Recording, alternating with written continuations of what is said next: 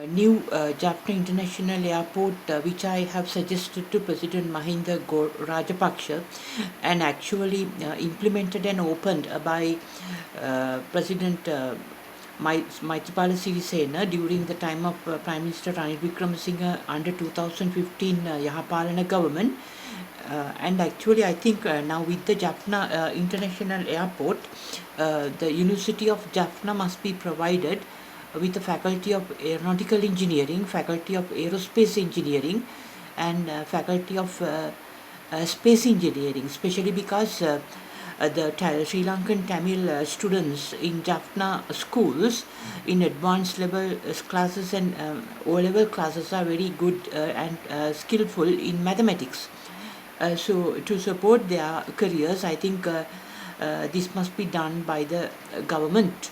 And also, I remember when I was a lecturer at the Asian Aviation Centre at Colombo International Airport in Ratmalana for the Academy of Aeronautical Engineering and Academy of Aerospace Engineering.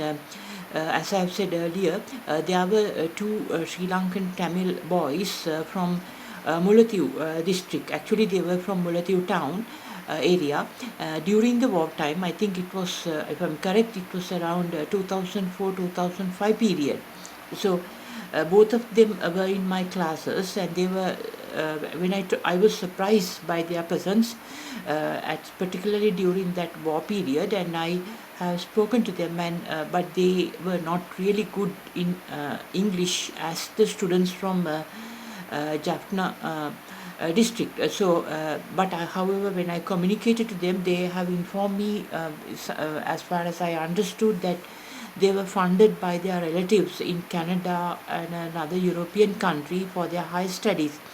But then I told them, since LTT is operating in that area, I have indicated to them they might end up in the LTT hands if they follow, because they also followed the commercial air pilot's license at the I think it was at the flying school at the Asian Aviation Centre, which was affiliated to the University of Kingston, UK, and under Mr. Chandran Ratnam, the popular Sinhala film producer.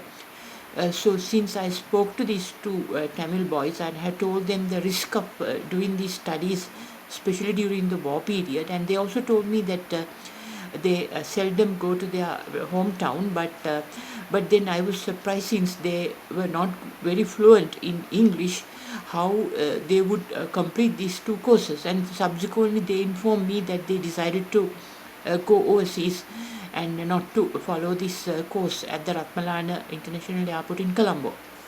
But I think I have informed this at that time to the Director of Studies of the Academy of Aeronautical Engineering and Academy of Aerospace Engineering and the Flying School of Asian Aviation Centre, Mr.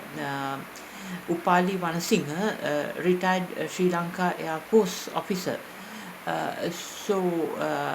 He rather ignored about my inquiry about this matter, but later when I visited the Manor to St. Xavier's College to do some free teaching lectures there, then I have promoted among the students in Sri Lankan Tamil Christian students in Manor to follow the courses at the Asian Aviation Centre.